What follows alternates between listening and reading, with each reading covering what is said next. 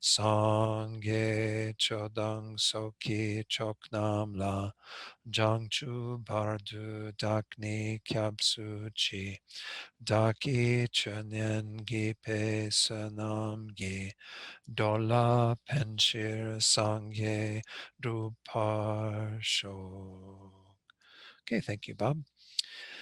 So let's go ahead and do a short meditation then next before we begin the actual class. Give ourselves a chance to let go of whatever distractions we had from the day by focusing on the breath. And you can again use whatever technique that you generally use to work with the breath for the next few minutes as we do this in silence. And then after that, I'll come in and lead you in a short meditation to set our motivation for tonight.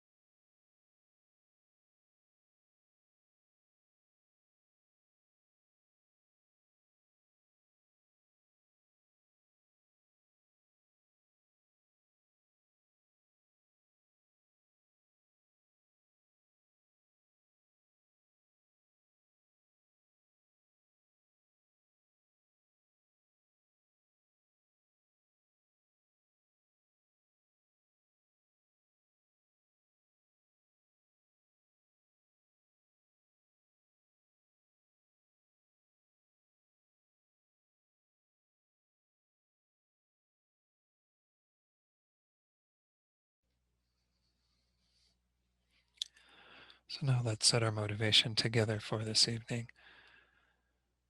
And we're living in a world right now where there obviously is a lot of suffering, pain, difficulty, grief, so many things going on that are affecting the well-being of others just like ourselves and even us to some degree. And we might even feel quite helpless during these times, especially given what's going on. It's very hard for us to be out and about helping others in a very direct way, though some of us are able to do that. And that is an important part of our practice, to try to alleviate the suffering of others in the moment. But the work we're doing here in this course, in our Buddhist studies and our Buddhist practice, is perhaps of even greater relevance and importance, because it's not just about relieving the suffering that's going on in the moment, but it's about removing the causes of suffering once and for all, so that no suffering will arise for ourselves or for others. So if we're feeling somewhat helpless, we can remind ourselves that this is actually how we do help others, is by working on ourselves, developing our own understanding of emptiness and all the other teachings of the Buddha, so that we can eventually attain the state of perfect enlightenment, and in that state lead others perfectly through perfect wisdom, perfect compassion, perfect power. So again, it's not to say that we don't help others in the moment, but given the situation that we're dealing with, particularly at this time, it's important that we dedicate our lives as much as possible to being of benefit to others, to helping others through developing ourselves, which is the essence of this mind of bodhicitta. So bring that very firmly into your own heart right now, the sincere, altruistic intention to achieve enlightenment yourself, so that then you can lead all beings to attaining that same goal. And think that it's for this reason, this motivation, that you're here tonight.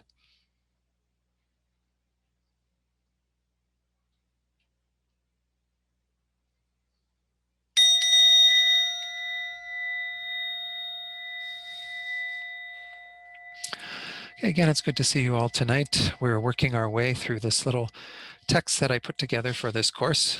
Again, the history of this, just so you're reminded, was that I did a little retreat on this back in, when was it? Last year at Vajrapani, I think in June of last year, when I was still traveling. But anyway, and so as I'm going through this, of course, we're spending a little bit more time on some of these sections, and we only have 2 more classes after tonight. So I'm hoping to get through at least some of the main things. So we won't be going through all the verses, but my intention in going through these verses was to give you enough sort of background so that you could use these verses as a meditation tool, which is really what they're intended for, in a way to enter into these various analyses that can help us to realize emptiness.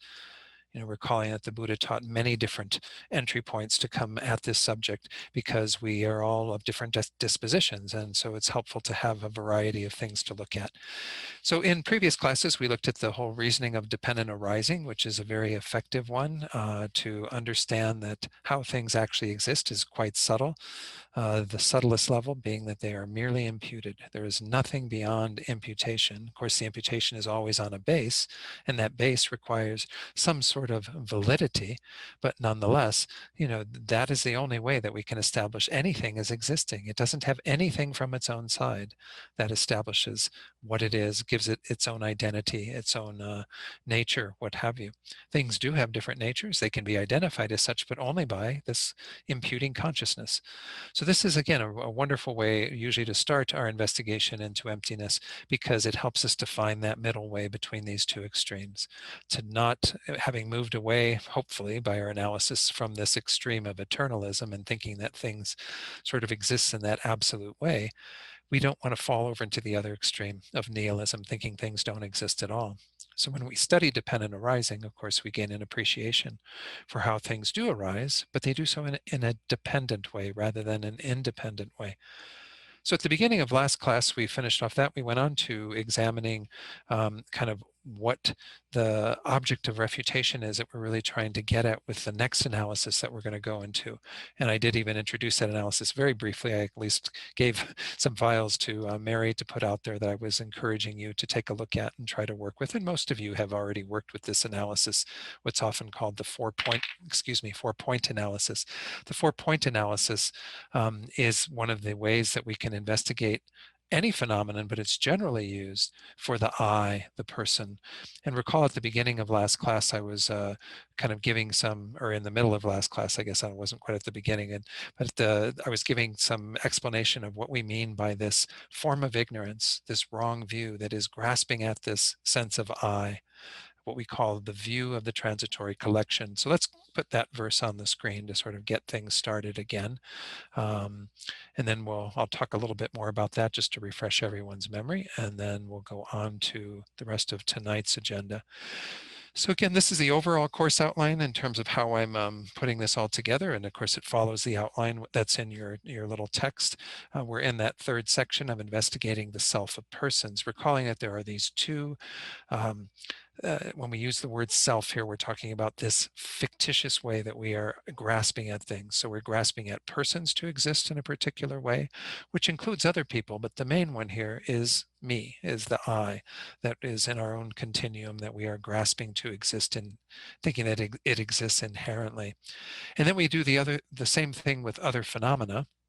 So when we say the self of phenomena, a person is a phenomenon, but nonetheless, it is being put into its own separate category because it is ideal, they say, to start with realizing the selflessness of persons and then go on to realize the selflessness of phenomena. So we're looking specifically at the ignorance that is grasping at the self of persons, meaning this person, namely ourselves, to inherently exist. And then we're going to go on probably in next class to talk about the self of phenomena and how we can also do a specific meditation that gets at especially undermining the things that we have in our existence that are cause, that are conditioned phenomena. So this is where we're at, is in this section called Investigating the Self of Persons, which again, we began last time.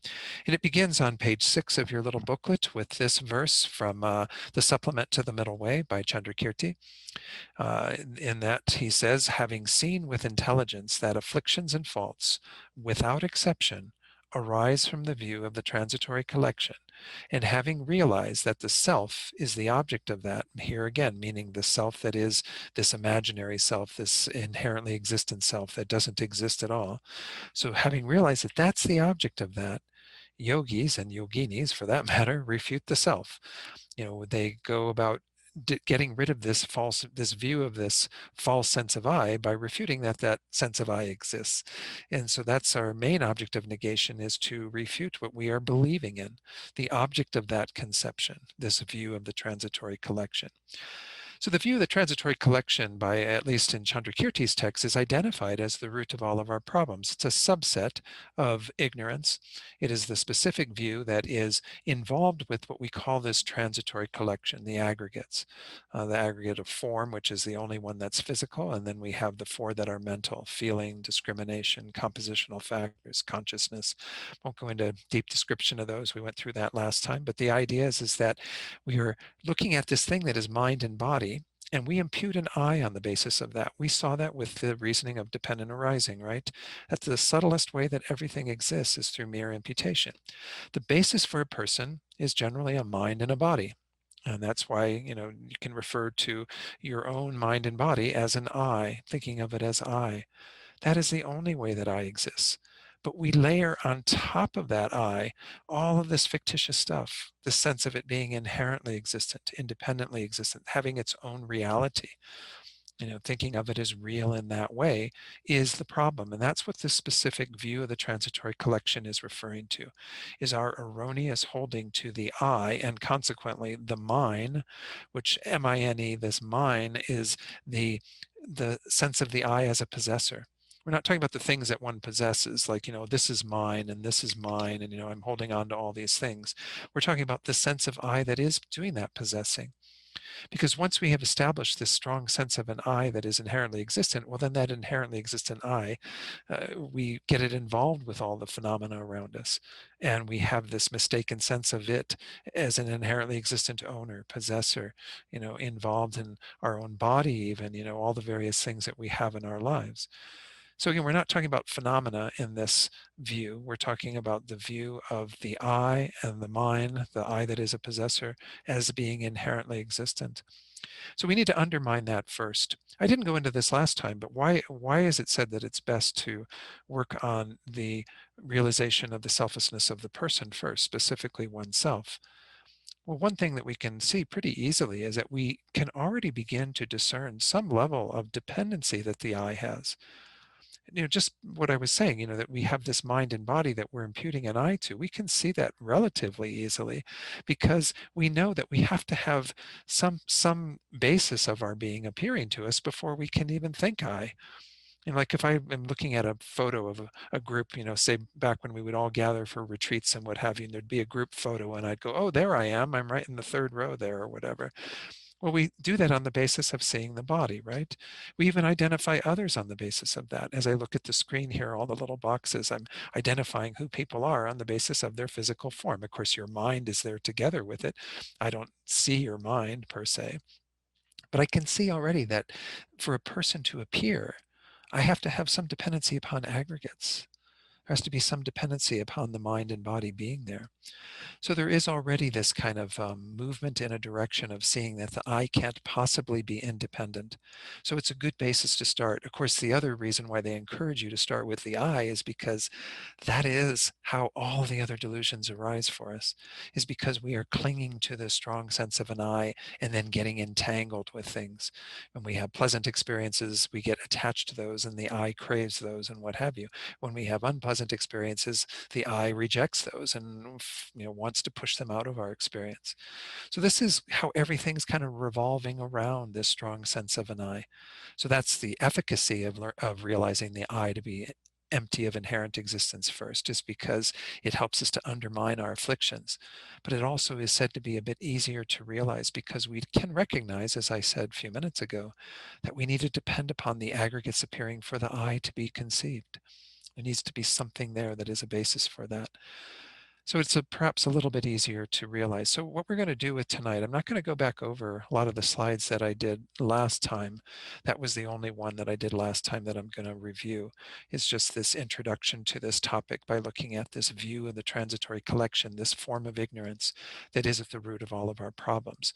So how do we kind of understand that a little bit further is in this next verse, which again is reiterating some of what I already said, but since I didn't cover it, I thought I would go ahead and go through that.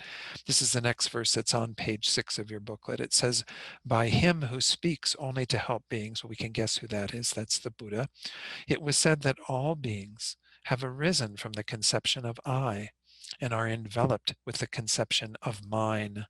That from that I comes forth this mind, this wanting to possess things. This is from another text by Nagarjuna, Precious Garland. We've had a number of quotes from the fundamental wisdom and what have you, but this is a wonderful text that has a whole array of teachings, over 500 verses. But anyway, this is there's some commentary on this wonderful book that it was published not too long ago called Practical Ethics and Profound Emptiness. This is by Kensur Jumpa Tekchog. He says, in commenting on that verse, the Buddha, the one who speaks solely for the benefit of beings, says that all beings arise from self-grasping.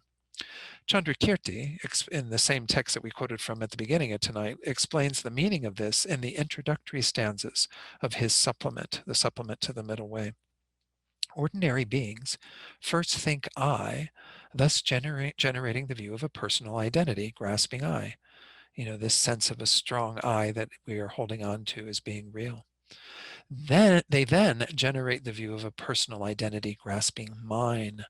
The latter is generated by thinking my body, my eyes, and so forth, and refers to the person who is the owner of these. And of course, it extends out to other phenomena beyond just the body or the mind or what have you. But we have that strong sense of a inherently existent I that then becomes the owner, the possessor of those things. Due to the innate grasping at I and mine, sentient beings create polluted karma that causes rebirth and cyclic existence. And this polluted karma can be virtuous. It can also be, of course, non-virtuous. We created polluted virtuous karma that got us into this human rebirth. That is still, together with ignorance, it was polluted in that way, albeit a virtuous result from a virtuous cause. But nonetheless, this is how we are trapped in samsara, going through good experiences, bad experiences, indifferent experiences. This is what causes us to take rebirth. In this way, the person arises due to the view of a personal identity. That's where it starts, is this view of the grasping at the I and subsequently the mine that is at the root of all of our problems. We go on to the next verse, verse 128. This is actually the last verse I'm going to do in this section, I think, until the next page, or actually even page 8 is where I'm going to move to from here after I do a little explanation on the 4-point analysis. And I'm just skipping those simply because we don't have that much time. But it says here, the I exists, the mine exists. These are wrong as ultimates. In other words, we cannot establish them ultimately through ultimate analysis. There is no inherently existent I existing, no inherently existent mine existing, although the view of the transitory collection holds firmly to that thought. Why? For the two are not established by a thorough consciousness of reality just as it is. So we can talk again about different ways of coming to know things validly. We do have our regular conventional valid cognition, which simply establishes things as this is this, that is that.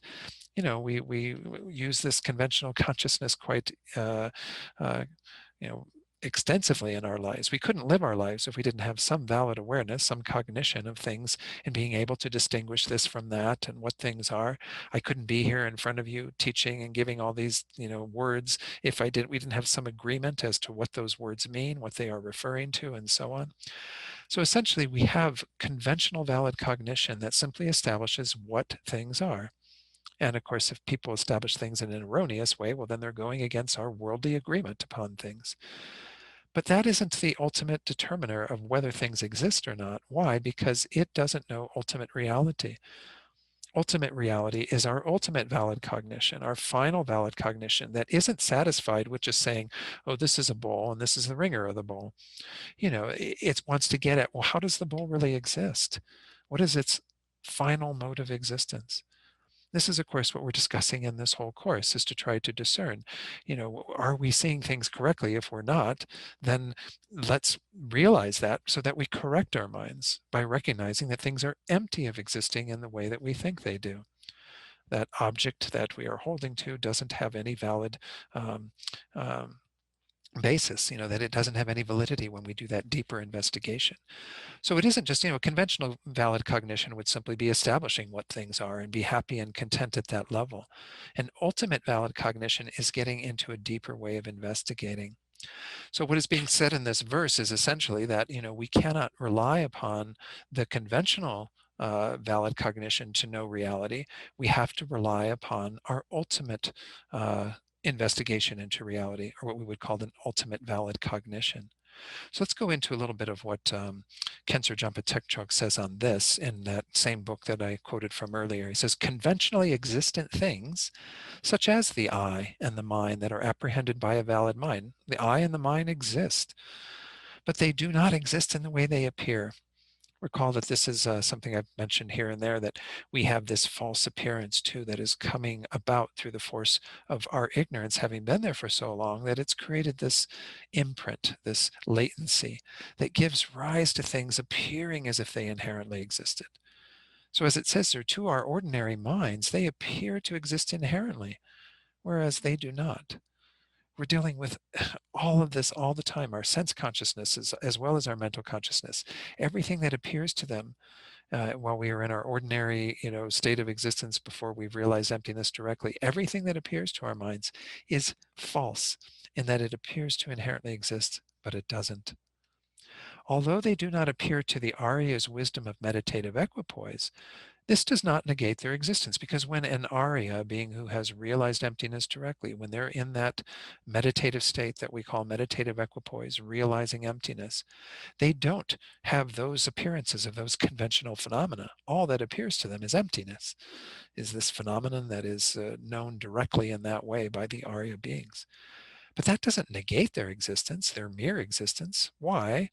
Because conventionally existent things are not in the purview of the Arya's wisdom of meditative equipoise. It's not what an ultimate cognition of a Arya is getting at. That it's getting at emptiness. Its object is emptiness. Whereas when the Arya gets up off the cushion and is back in the world in what we call subsequent attainment, then conventional phenomena are appearing and they are acknowledged just as merely imputed and known in that way. They're never completely refuted. Only their inherent existence is refuted.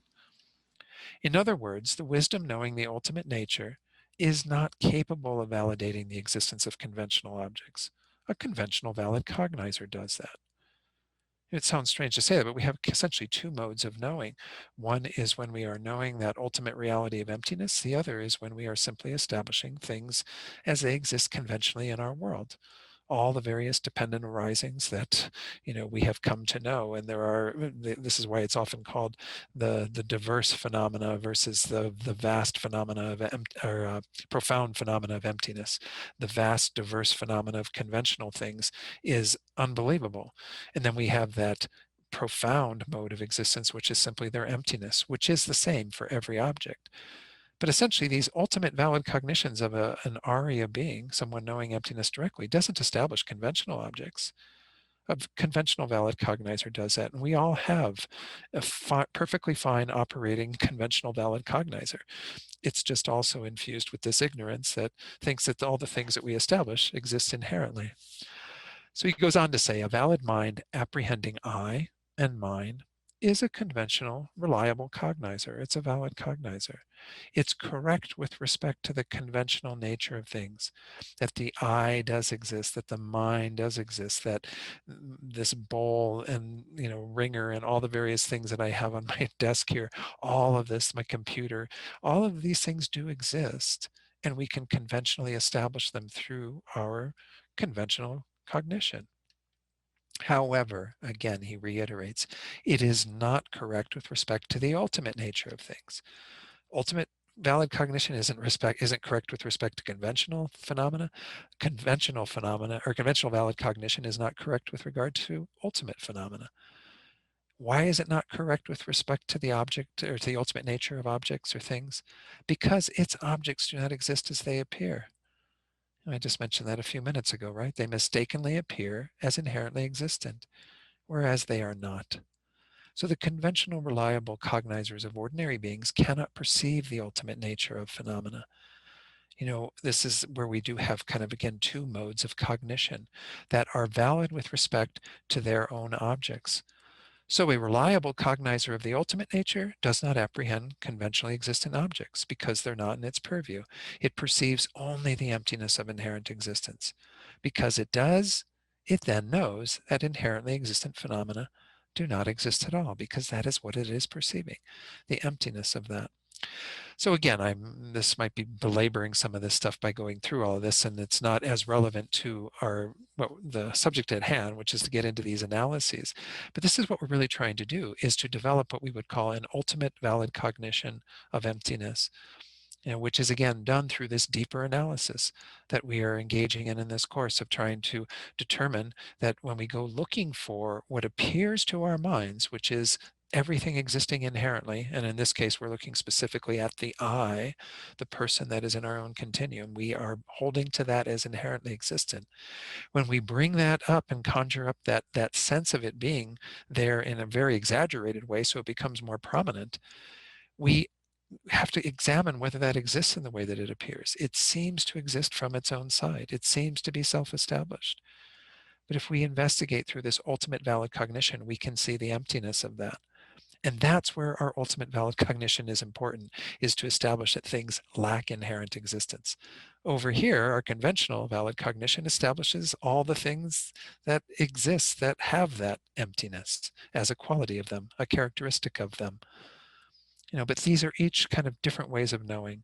One has a falseness to it. That's why we often call this conventional truth that is known, truth for a concealer. It's truth for a mind that is together with ignorance. It's not knowing things correctly because those things have a false appearance. But nonetheless, it still establishes some level of correctness with it. We can still establish what is a Buddha, what is a sentient being, what is samsara, what is nirvana, what are, all the various things we study, as well as just phenomena in general in this world. They can all be conventionally designated and known in a correct way in that regard. But the ignorance that is together with all of that needs to be removed if we are to actually know phenomena in the way that they actually exist, which is lacking any inherent existence. And that can only be done by our ultimate valid cognition. So anyway, I Again, trying not to belabor things, but this is what we're trying to accomplish by being here as part of this. So what I had done is I had given Mary some files that are essentially the slides that you're going to see for the next couple minutes.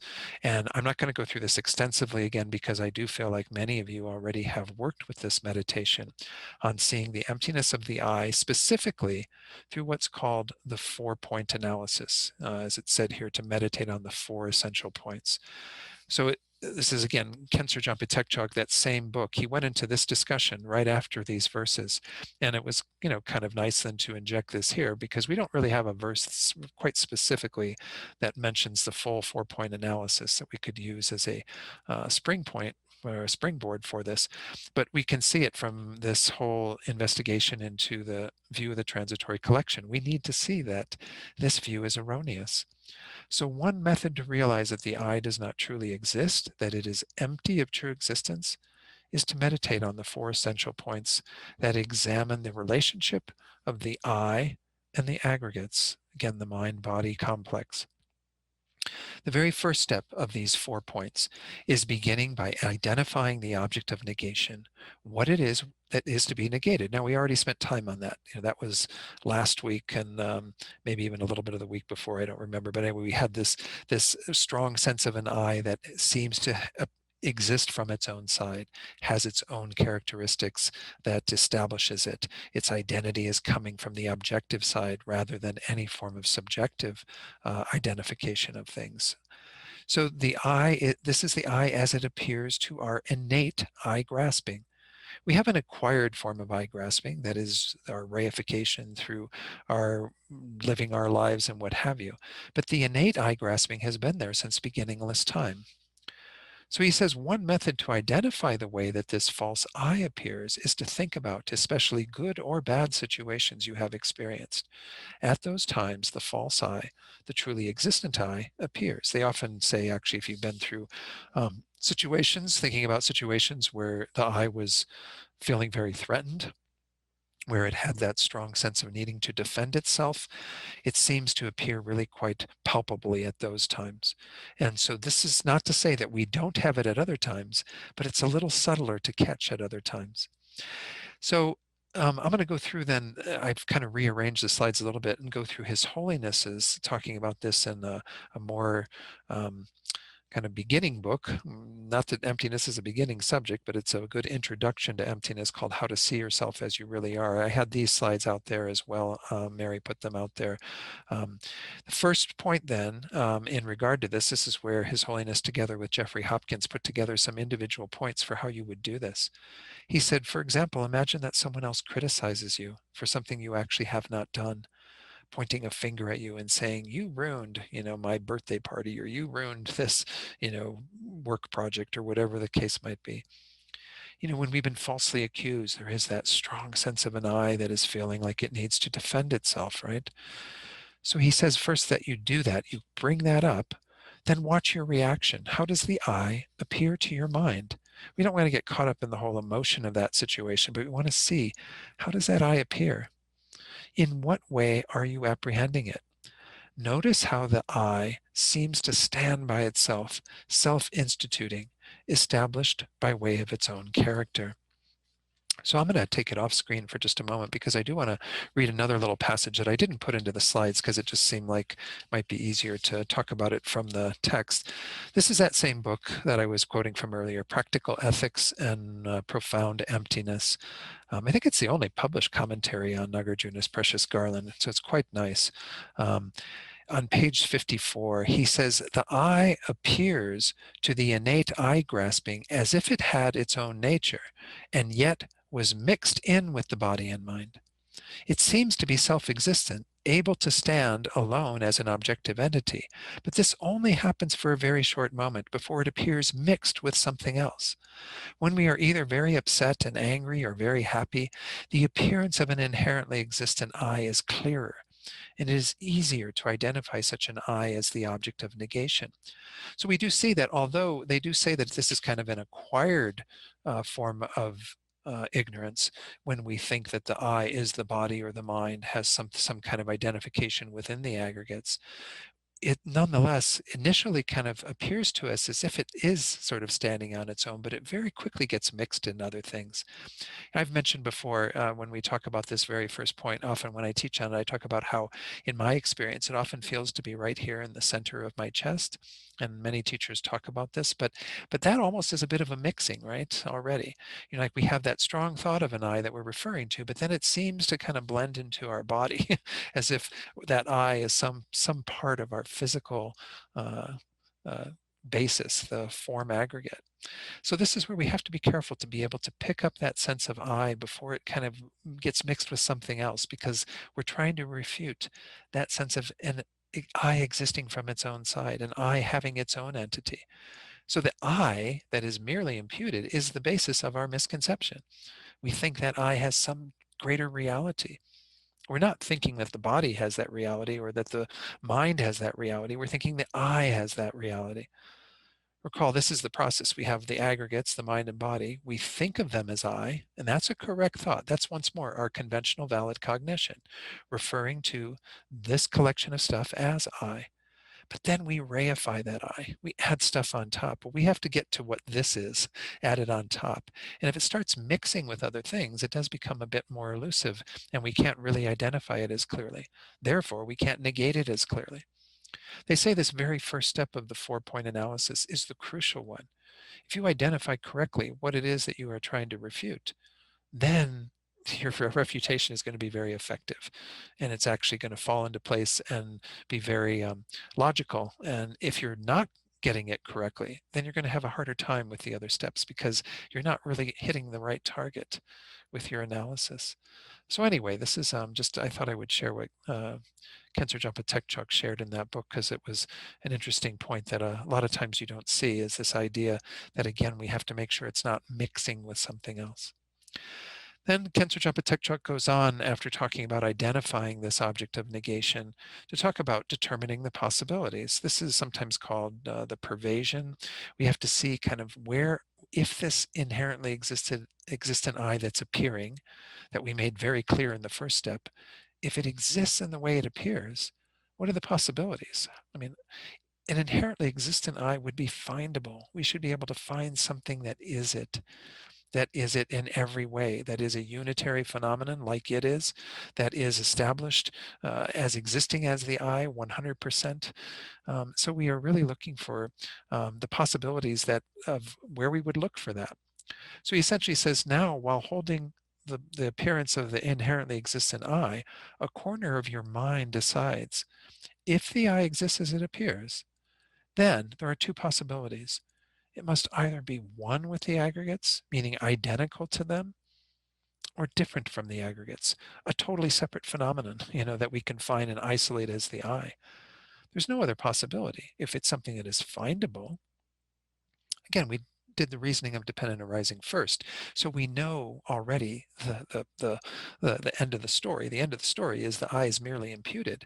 But you don't go looking for a merely imputed I, because a merely imputed I is merely imputed. It doesn't have anything that you can find that is it. It's already established as that. Here we're trying to find the sense of a real I that we identified in the first step, and that we think then it's got two possibilities. It's either going to be here together with the stuff that is my body and mind, this basis for an I, or it's going to be somewhere else.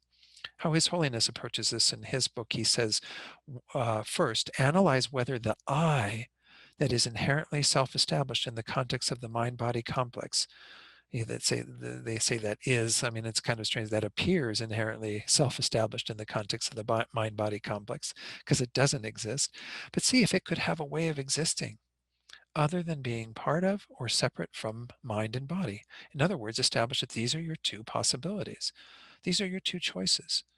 Either this inherently existent I is part of, one with, together with this mind-body complex, or it's completely separate from the mind-body complex.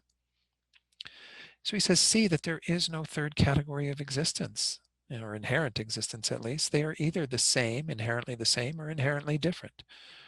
You're not going to be able to find, that inherently existent I in a third way. Decide that if the I inherently exists as it seems to, it must then be either one with, and here we mean inherently one with, or inherently separate from mind and body. Again, it's important to put in that qualifier. I don't know why it's not in His Holiness and Jeffrey Hopkins' text. But, when we were talking about earlier in terms of the dependent nature of the I mentioned this when we were going through dependent arising, right? This collection of stuff is designated as I, right? We put this label of I on this. Well, that label of I and this stuff that is the basis are actually different phenomena. Jeffrey Hopkins in his Emptiness Yoga book, he says, if we don't really get, if that doesn't like kind of shake us to our core, we're not really getting it yet. So we all have to work on this. The I that is merely imputed and this collection of stuff are different phenomena. They would be the same phenomenon, of course, if they were inherently existent. But it only exists through mere imputation. This is the way I is established, is as an imputation, a label given to this collection of stuff. There's nothing more to the I than that. So again, we have to get to that level of subtlety of recognizing that this is how the I is actually established. If we were to find it to be established in a greater way, it would be equivalent to this stuff. That would be one choice.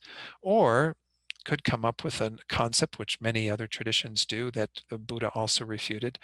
In the Vedic traditions, they think that the real essence of an I is this Atman, or this soul, that they think is the sort of third component there. You have mind and body, and then you have this Atman, this non-material phenomenon, I guess, that it would be your the essence of who you are. Well, that's a different phenomenon, right? That's completely different. So when we say, this idea of it being different, we have to mean inherently different. We have to mean kind of having its own way of being established on its own. Because as I was pointing out, the I that is imputed is a different phenomenon from the basis of imputation. That's the whole point of it lacking inherent existence, of it being empty. So let's go back to the slides and go through the remaining steps of this, and then I'll see if I might go ahead and take some questions at this point. But the third step, of course, and the fourth step are to do those analyses. If we have determined through the previous step that we have two choices, two ways that this inherently existent I could exist, we do the actual investigation. This is, again, our ultimate valid cognition that is trying to discern the true nature of the I. Does the I that is merely imputed, again, we know that from our previous studies, but does that I exist inherently or not? Well, the two choices are it's going to be inherently one with the aggregates or inherently different. So here we're going to analyze inherent oneness. So he says next, while holding that appearance of an inherently existent I, again, that was in the first step of these 4 points, a corner of your mind investigates whether the I exists inherently as it appears or not. Start with examining if the I is one and the same as the aggregates, and then consider the various faults that would arise if they were identical. So let's go into these faults that are set out in that text by His Holiness and Jeffrey Hopkins. He says, consider the consequences if the I is established in and of itself, in accordance with how it appears to our minds, and if it also is the same as mind-body. Again, we want to establish, does it exist inherently? And in this case, is it one with? Is it the same as the mind-body? Okay, the first consequence. I then, and mind-body, would have to be utterly and in all ways one. So it would never have any kind of distinction of I as being different from mind and body. Mind and body and I would be the exact same thing. Which, again, this would belie our own experience in terms of how we refer to sometimes my body and my mind, as if there's an owner of that body and mind. That again would already be an impossibility because they're the one and the same thing. We would never be thinking my mind or my body because the me and the mind body are the same. In that case, he said, asserting an I would be pointless. What would be the point? If there already is a mind body that is you, why do you need to think of an I on top of that? It's kind of pointless. And then the example that I mentioned, it would be impossible to think of my body, my head, my mind, because you're one with those. And then when mind and body no longer exist, which of course this body will go out of existence, our mind never completely goes out of existence because the subtle mind carries on. But this mind that we have in this existence with the grosser levels of consciousness that we possess in a human form, when those no longer exist, the self would not exist, right? But we do have a self that migrates to another life and has another existence. Again, not in an inherent way, but we do have that self. The fifth, since mind and body are plural, right? We use this term mind-body complex, but that's a complex is a collection of things, at least of two things in this case, mind and body, but in those all have many different parts. Both of those have many different parts. So if they're plural, then one's person's selves also would be plural. So do I have an I that is my body and an I that is my mind? And an I that is my head, and my I that is my torso, and I that is my left arm, and my I that is my right arm, and so on. The sixth point that is another consequence, since the I is just one, though, then mind and body also would be one. So it's kind of the opposite of the fifth one, right? We could say that the consequences for the person is that the person would be plural because the mind and body are plural. But the consequence for the mind and body is that they must be one because the I is one. It's got to be one or the other, folks. It's either they're both one or they're both plural. Then we go on to analyzing difference. And hopefully after you've done that analysis and saw those consequences, you'll come to the conclusion that the I can't possibly, this inherently existent I, this real I, can't possibly be one with, the same as this collection of stuff. And again, there's many more points on going into that. You can't even do what many teachers advise doing, which is the actual investigation. If it is something that is findable, you should be able to sort of pick apart all of these various components of this basis for a being and find something that is the I. Am I, this real I, equivalent to just my mind? Am I equivalent to just my body? Well, if you're equivalent, that means absolutely identical. There's nothing else that could be in any way thought of as the I. If it's just the mind, then obviously we have the consequence that anytime we feel that we're our body or identifying ourselves as our body, that those are mistaken ideas. They'd be wrong consciousnesses, and of course they aren't. So we get to this conclusion through that investigation that there is no way that an inherently existent I could be one with the aggregates, with the mind-body complex. We have to do the other analysis, even though this isn't how we generally think of ourselves. This would be more of an acquired misconception, something that we have to be taught. Just like in those traditions that have a soul as the basis of the person, you would have to be taught that, right? That's not something that you naturally are inclined to think. Children don't have that thought from the very beginning that they have a soul. It has to be taught to you. So this concept of being completely different from the aggregates is one that would be hard for us to generally have, though some of us may definitely have that misconception. But because there are these two possibilities, we have to look at the second one. So on the other hand, Khensur Jampa Tekchok says, if the person were inherently different, again, I'm throwing that in there just to emphasize it. We're not talking about just merely imputed different, because that is the case. The I is a different phenomenon from the aggregates, but merely imputed, not inherently existent. So if the person were inherently different from the aggregates in the context of true existence, that's why he adds that part, I guess, it would be totally unrelated to the aggregates. In other words, there would be whatever happens to the aggregates, it would have no effect on the I at all and be just utterly different. Just like a pot and a pillar, they say. What happens to the pot doesn't affect the pillar. What happens to the pillar doesn't affect the pot. In that case, if you took away each of the aggregates, form, feeling, and so forth, one by one, a person would still remain at the end as this other entity there. Because if it's got its own different, separate identity, then it must exist on its own apart from the aggregates. After we've removed all of them individually and in total, you'd have the person as a leftover, kind of sitting there in the place where your body was and your mind was and so on. So the fourth step described by His Holiness and Jeffrey Hopkins, they call it there again, analyzing difference. He says, consider the consequences if the I is established in and of itself in accordance with how it appears to our minds. And if it also is inherently different from mind body. See, they put the inherently in there. I don't think they put it on the other one for same, but it is important that we emphasize in the context of different that we're talking about inherently different. because merely different through imputation is how everything exists. This is, established as something that is different from something else, and even different from its own basis that it's established on. So we can't say just merely, just different. It has to be inherently different that we're refuting here. So first of all, the first consequence, I and mind body would have to be completely separate. Again, I would think I'm in the other room while my mind body were here on the cushion, and that would be a complete, again, provable fault to this idea that the mind body is inherently different from the I. In that case also, I would have to be findable after clearing away the mind and body, what His Holiness kind of mentioned and what I just talked about. Mentally take your mind and body off the chair or cushion that you're seated on, put them in another room or something. Is the I still here sitting on the chair? The I, thirdly, would not have the characteristics of production, abiding, and disintegration, which is absurd, right? I would have no sense that I'm aging because even though my body's aging, I'm not aging, you know?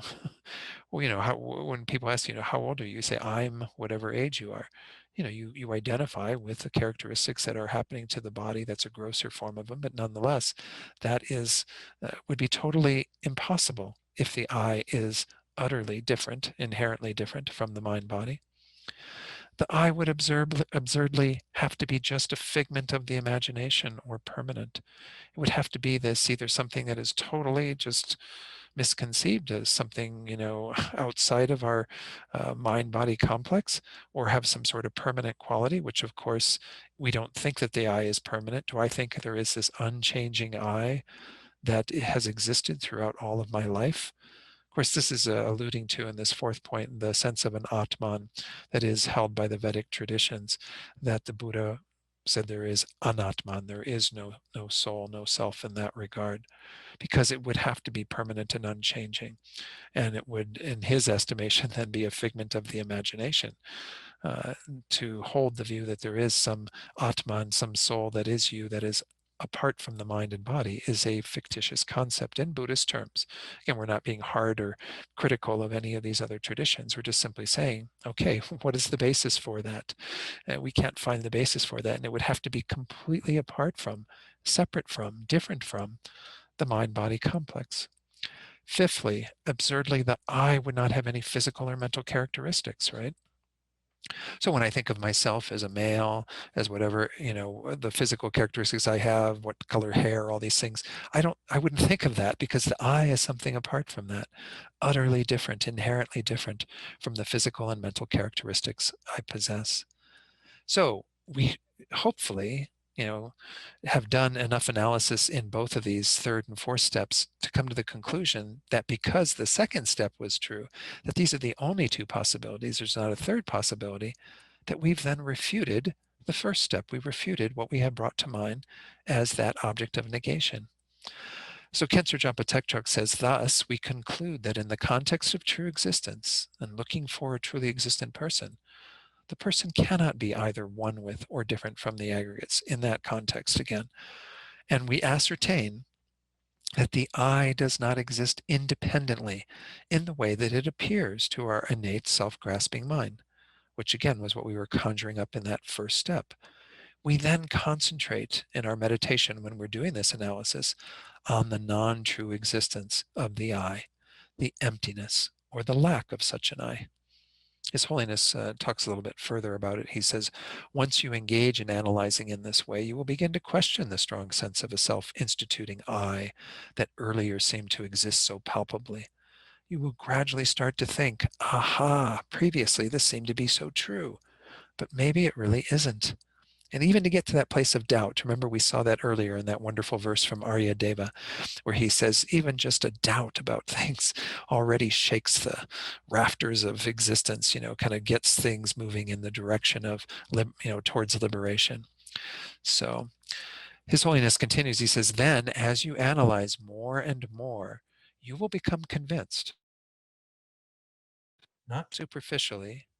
Make sure that I repeat that in my microphone. May have done a little thing. Okay. Sorry if that went out for a moment.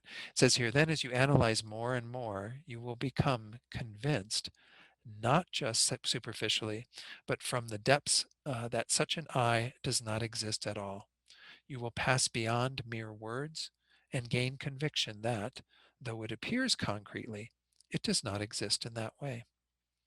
So this is the where we again want to arrive at through our continued repetition of these types of analyses, especially this 4-point analysis using the I as the object of investigation to see if it exists inherently. And he says here, you'll go beyond mere words and actually gain that deeper conviction. This is the imprint of extended analysis, a decision from within your own mind that this sort of I really does not exist.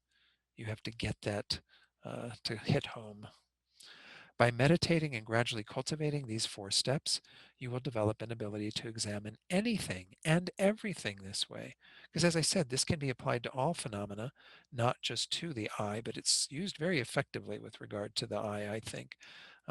Seeing the conflict, again, between appearance and reality, and deciding from the depths that persons and things simply do not exist the way they appear.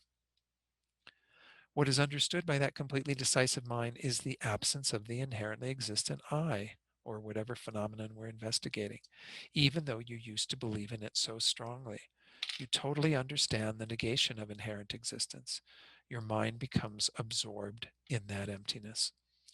And of course, this is the way that we want to go about this type of analysis is, again, we are trying to unite these 2 aspects of our meditation. And I haven't been focusing as much on the other form of meditation because we've been mostly looking at the analytical side and how we investigate into emptiness.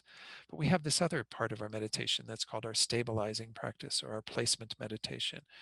This is where we make the mind single pointed in the same way that we do at the beginning of each of these classes when we focus on the breath. You want to make the mind as single pointed as possible and then introduce your analysis with the mind a lot less distracted so you can stay on target with what it is that you're investigating. But when you get to a conclusion, when you get to a point where you are realizing emptiness, again, maybe not in the deepest way, but at least having an idea of, oh, I'm getting that. The I doesn't exist in the way it appears. You focus on that emptiness and you make that your object of stabilizing meditation so that you begin to bring that deeper into your mind. And then when it begins to wane, which it will over time, we lose that kind of focus on it and that ability to hold it very deeply. Then we have to go back to analysis and we analyze again. And when we get to the conclusion, the I doesn't exist in the way it appears. It is empty of inherent existence. We go back to our stabilizing meditation and focus on that. And this is what they say is the means by which we can eventually bring those 2 minds together. When we have developed our stabilizing meditation to the form of calm abiding, and we have developed on the basis of that, our analytical precision in examining emptiness to what we call special insight, we then unite these 2 minds. Have a union of calm abiding and special insight that's observing emptiness initially conceptually and eventually directly through that yogic direct perception that we talked about way back at the beginning of this course, which is the final goal to remove completely the wrong consciousness, the ignorance that is the view, the transitory collection, and all the other ways that it manifests in terms of our misapprehending phenomena. So let's see if there are questions on the basis of what I've gone through so far. And then if there aren't, or even if there are, and I have some more time, then I want to add in just a little bit more about how we expand on this meditation, this 4-point meditation. Anyone? Again, I know most of you have heard these teachings before and even worked with this meditation.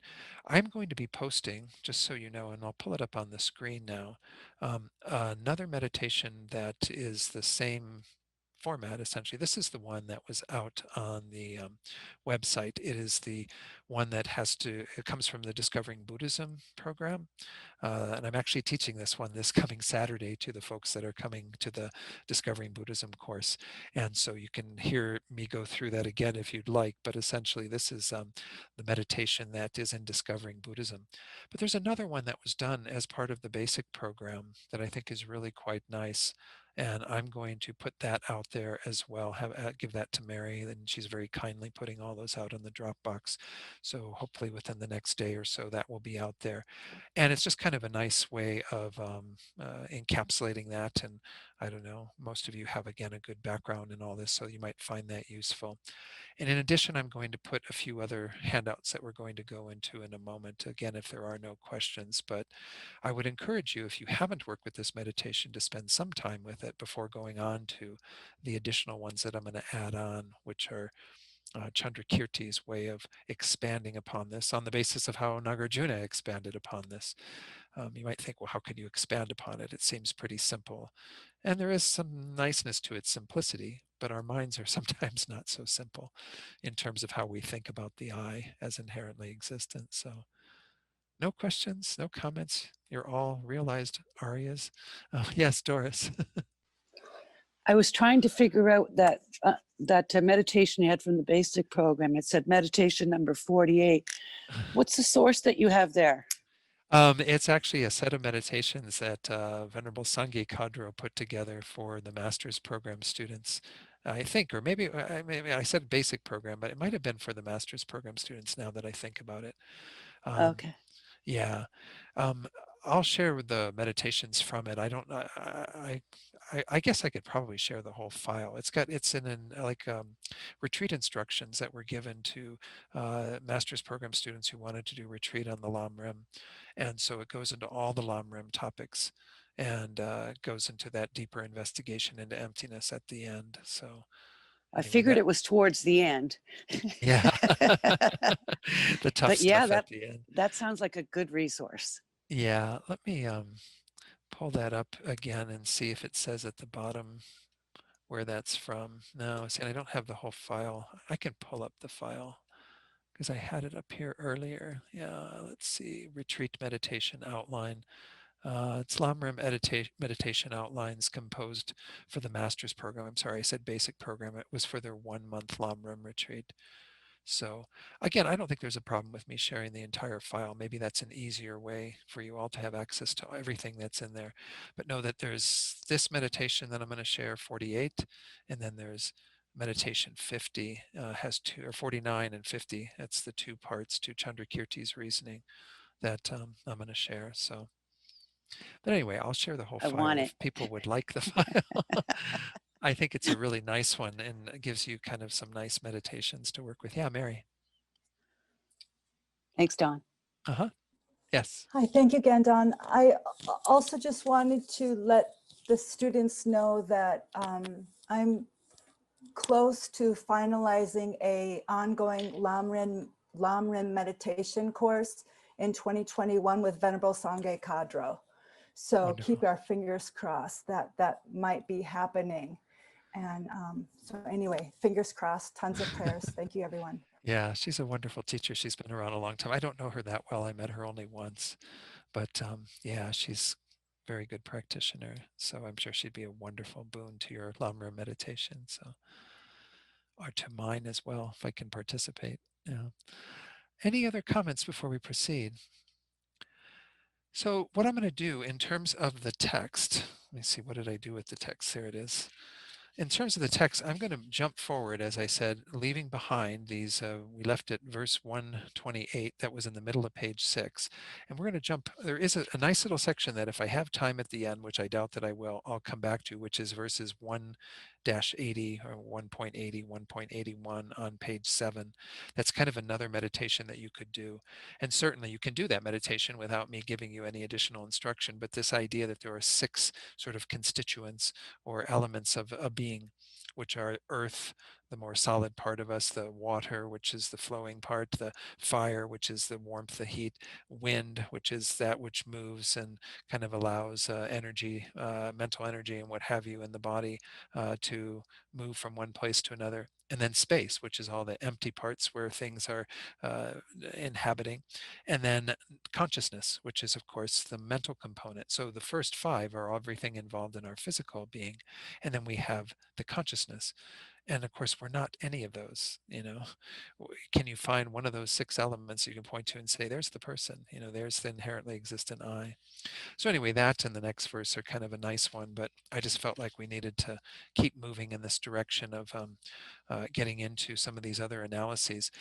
So if we go to the top of page 8, there's a wonderful verse from Nagarjuna. I'll put that on the screen now. I don't know, there weren't any questions in the chat box, right? I didn't check there, but no. Let me make sure before I go. No, okay, they were just handouts and things. Wonderful. Okay, so let's go back to the slides, and I will share this verse, which is essentially what we would call Nagarjuna's 5-fold analysis. So we did the 4-point analysis, and I'll tell you in a moment how the 5-fold analysis fits into that. But in this verse, Nagarjuna is in the chapter 22 is a chapter on the Tathagata. The Tathagata means the one gone thus. It is a epithet for the Buddha. He's gone to thusness. He's no longer in an unenlightened existence. He has gone to that state, who's essentially, again, referring to the accomplishments of the Buddha. In the very first verse of that chapter, Nagarjuna says, neither the aggregates, meaning it's not the same as the aggregates, nor different from the aggregates. The aggregates are not in the Tathagata, nor is the Tathagata in the aggregates. The Tathagata does not possess the aggregates. So what is the Tathagata?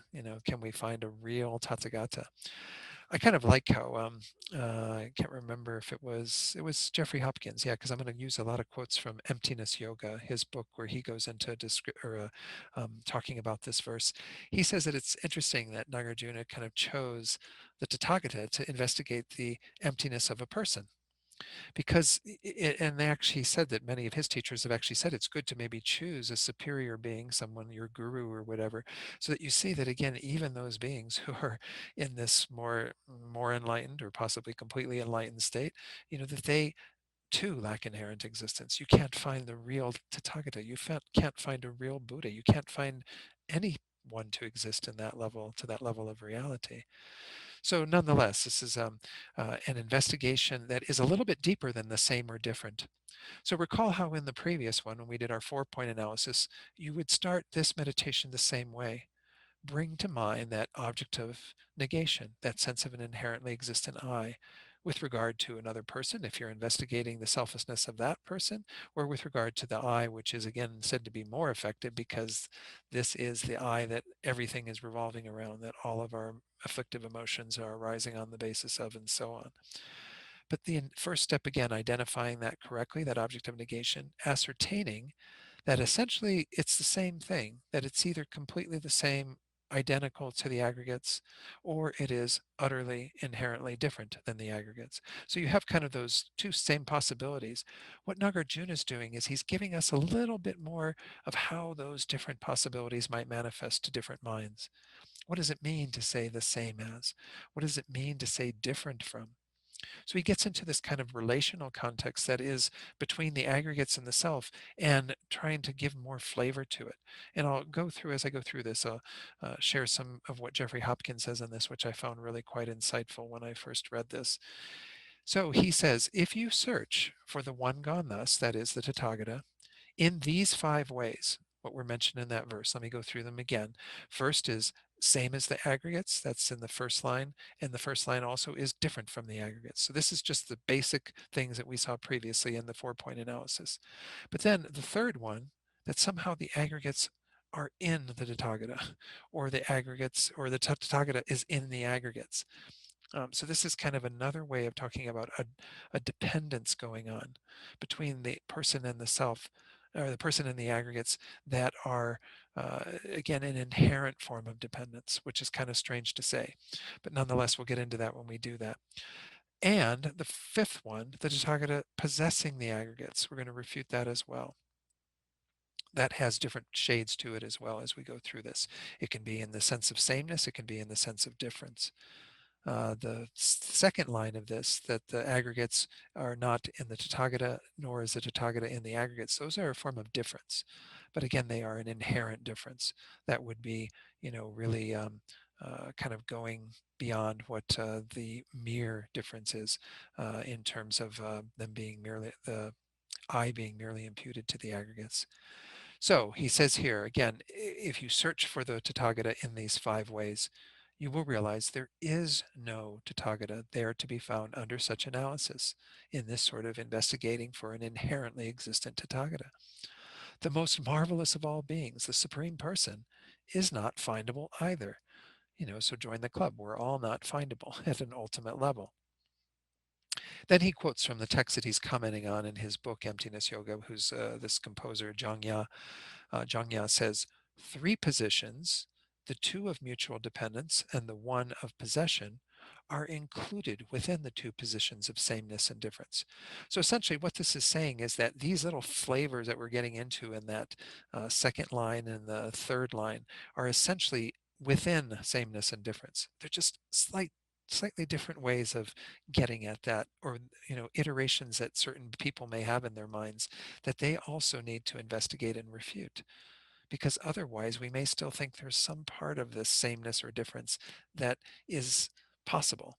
And again, we need to refute any possibility. So Nagarjuna said, the one gone thus is not the aggregates, nor is he other than the aggregates. These are the first 2 positions that we saw previously tonight. Sameness and difference between the phenomenon designated and the basis of designation.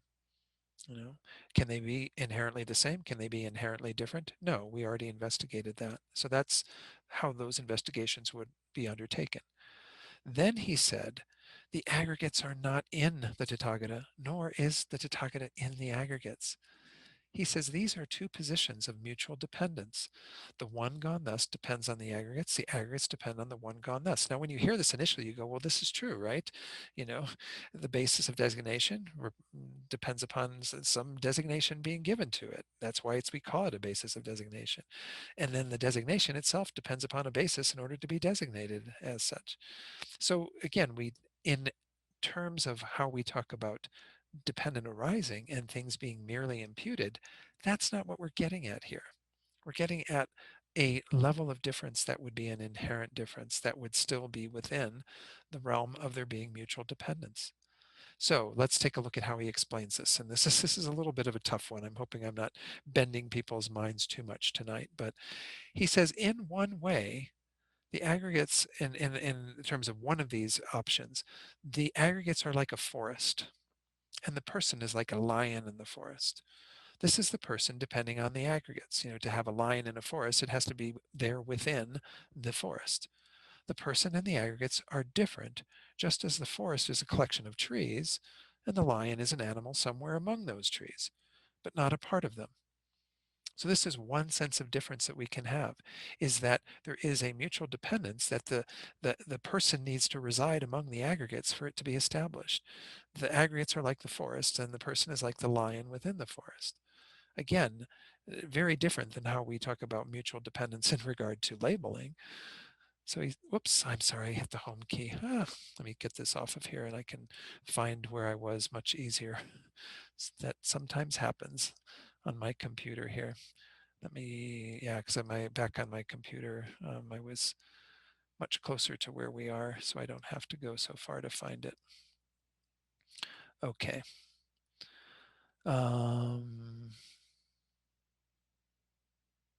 All right, let me get back here, share screen. There we go. And let me do the slideshow from here. I did it again. 1 second. I got to get out of that. That's the problem. Pull that up. It'll be nice when we're all back in in person. Won't have to worry about some of these technological things. Of course, I may still continue to use slides, so I guess I have to get used to using these regardless of what's going on. So. I'm glad it's this way. I'm across the country.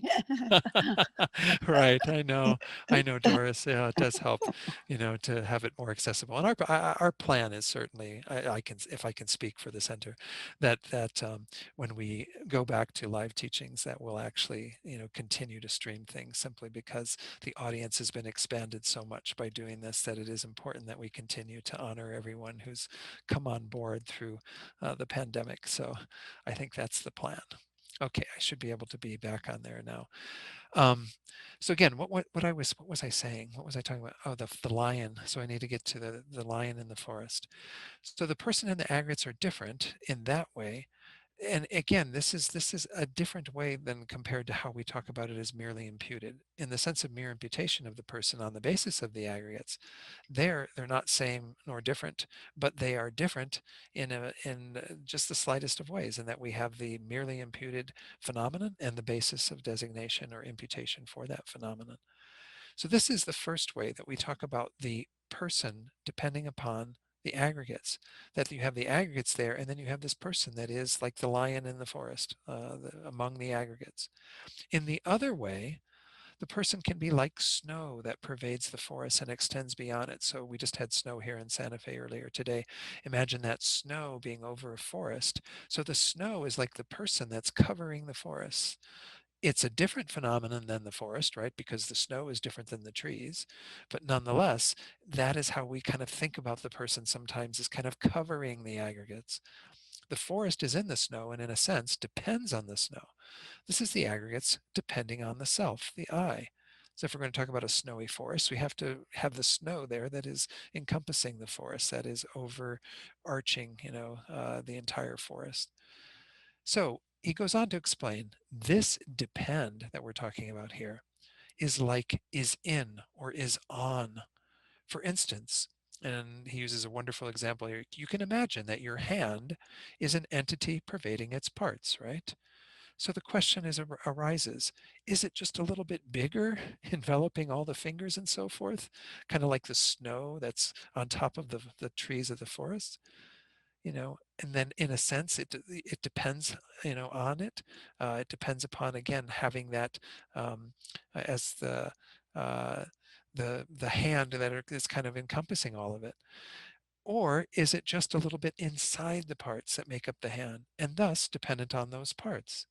So you have two levels of dependency. One where giving the idea of it being a hand depends upon all the parts being there, or the idea that its handness is somehow dependent upon the parts residing, as kind of the bigger environment in which it is, which again is like the lion in the forest. And these are weird examples, but I think they do accurately, describe some of our experiences, right? I mean, sometimes when we think about the person, we do have this sense that there is like a person on this stuff that is kind of encompassing all of this stuff.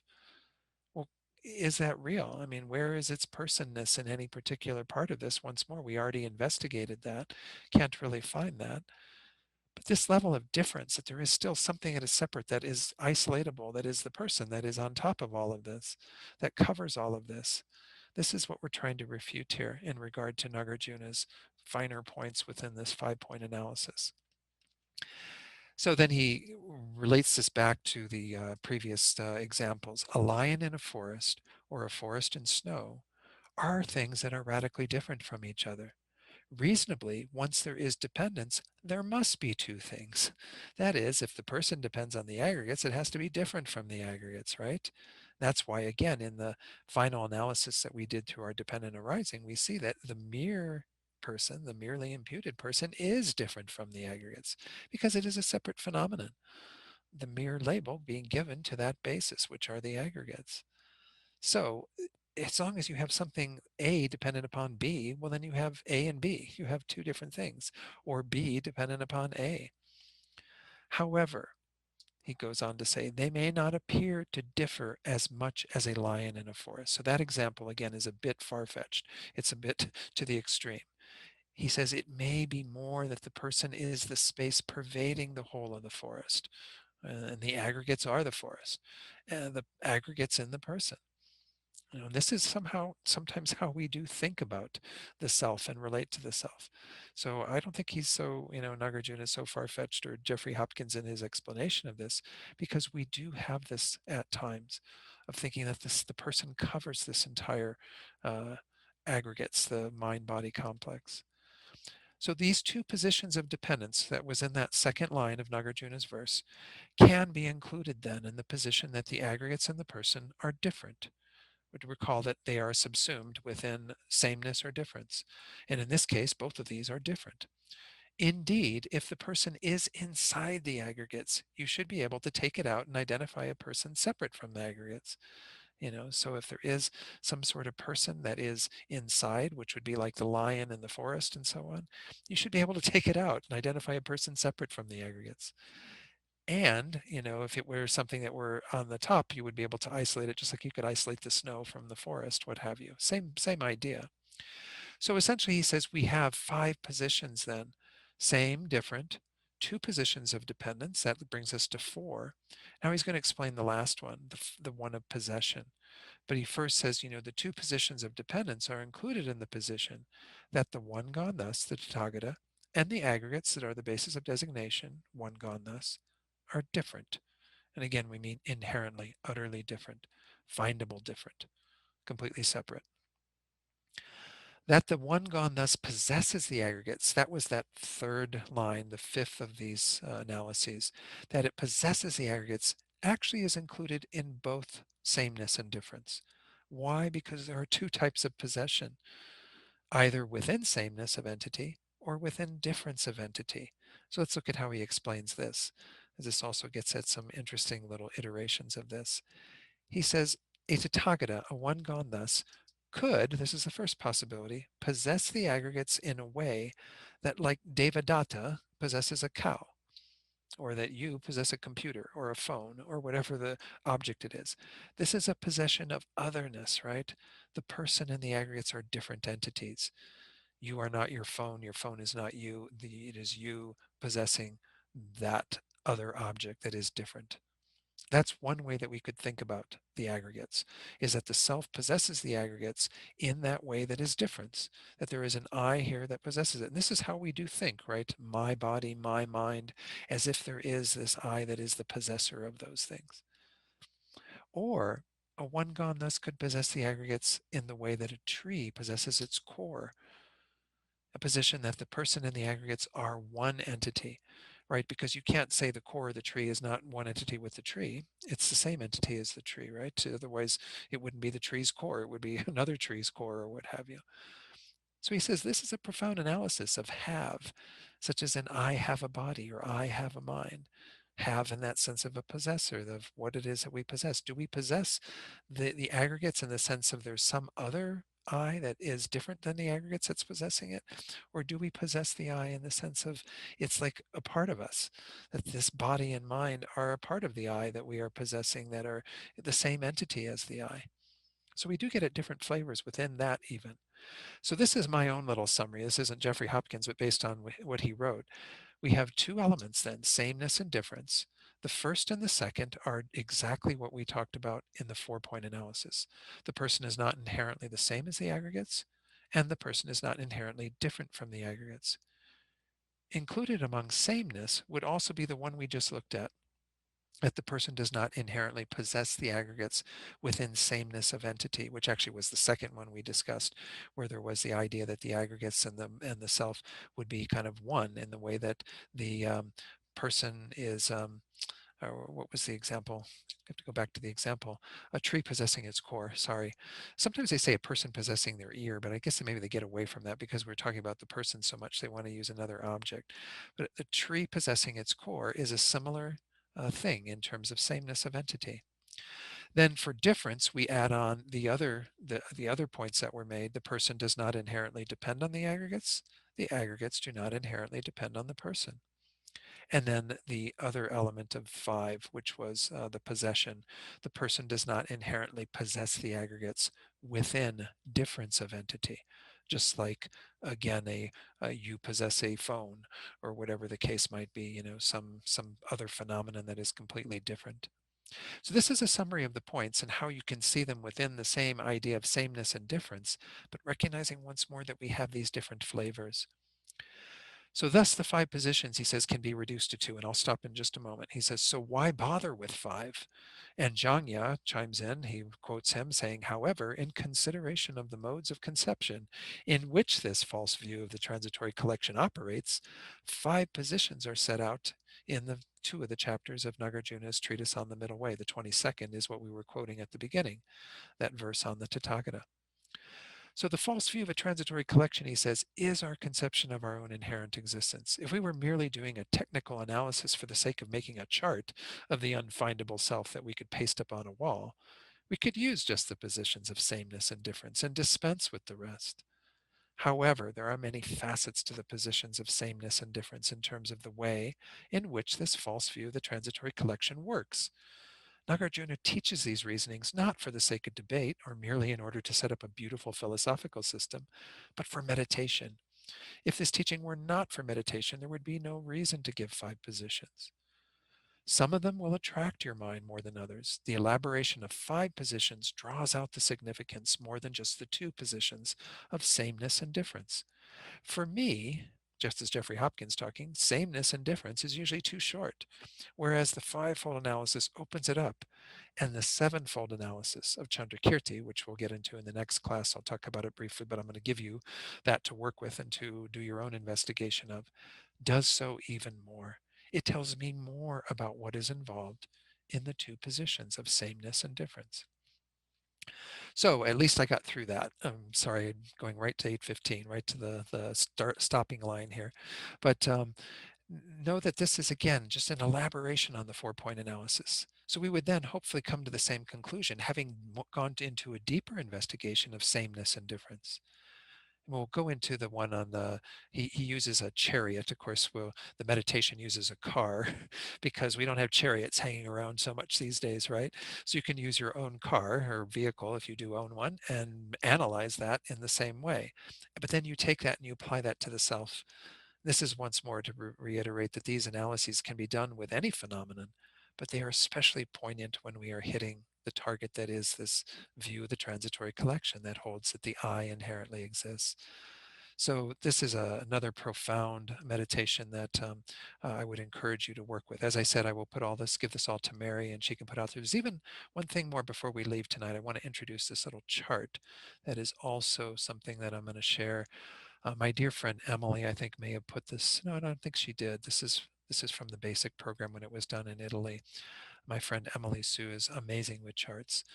You'll see in this chart it says refuting a self of persons by way of the 7-fold reasoning, Chandrakirti's reasoning. There are 7 points to it, of course, that are the same as the 5 points we looked at for Nagarjuna. They're all related to sameness or difference, and they all would follow after you have identified correctly the object of negation. There's a refutation on the left for self and on the right for a chariot, or again, you could substitute car for all of those. And it goes through, again, all 7 of these. And so you can work with that little chart and you can work with the meditation if you are really feeling enthusiastic over the next week. And then when we reconvene next Wednesday, I will go through that analysis a little bit to make sure that we're all clear about the various points of it. But it does get at some really interesting iterations again that are further investigations that stem from that whole idea of sameness or difference that I think are really quite useful. So after that, of course, I'm hoping that we'll have some time in the next class too to go on to look at the self of phenomena and a different analysis, what's called the diamond slivers reasoning, which I did cover earlier this year when I was doing the course at Tupten Norbuling. And then some of these analogies for contemplation and so on we'll get into in the final class 2 weeks from tonight. So if there are any questions, let me know, but I'm kind of feeling maybe, no, I don't know. Are there any questions? Okay, well then let's go ahead and do our prayers. So I'll ask Bob to go ahead and put the prayers up on the screen. We're going to do the first dedication prayer that is essentially just dedicating this merit in connection with our motivation of bodhicitta for the benefit of all beings, for our attainment of enlightenment so we can lead them to that same enlightened state, that state of Buddhahood. Due to the merits of these virtuous actions, may I quickly attain the state of a Guru Buddha and lead all living beings without exception into that enlightened state. And then the second prayer is where we recall that mind of bodhicitta and recognize how important it is that it grow and develop in our own hearts and in the hearts of all beings. May the supreme jewel bodhicitta that has not arisen arise and grow, and may that which has arisen not diminish, but increase more and more. Then we make prayers for our precious teachers, especially His Holiness Lama Zopa Rinpoche Usulhita, who is Lama Yeshe's reincarnation, who, by the way, is doing a wonderful teaching. I don't know if that was in the chat box, but it's going to be through Tupten Kunga, our center in Florida. Is it this Saturday? I think it's this Saturday. Um, I'm not sure. Anyway, it's one of these Saturdays coming up. And Yes. yes, this Saturday. So it'll be 10 o'clock our time here, right, Mary? Yeah. Anyway, just know that you can access that through Tupten Kunga's page. Yes. Okay. All right. So let's make prayers for these three teachers, but extend this out to all of our guides in all traditions so that we and others can continue to benefit from these excellent guides in our lives. The wish-granting, wish-fulfilling jewel, source of every single benefit and happiness in this world, to the incomparably kind Tenzin Gyatso, I beseech, may all your holy wishes be spontaneously fulfilled. Then for Lama Zopa Rinpoche, you who uphold the subduer's moral way, who serve as the bountiful bearer of all, sustaining, preserving, and spreading Manjuna's victorious doctrine, who masterfully accomplish magnificent prayers honoring the three jewels, Savior of myself and others, your disciples, please, please live long. And then for Osohita.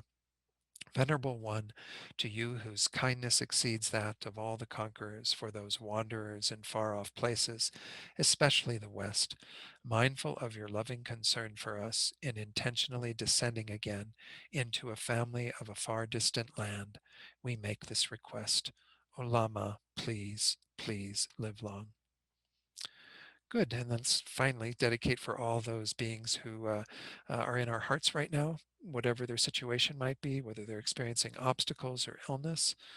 Perhaps we even know those who have died or who are dying. Send this positive energy out to them so it benefits them right now, immediately, removing their suffering, and also helping them to have all the causes and conditions that will lead to their complete fulfillment and happiness. And may this happen for all beings through what we've done here tonight.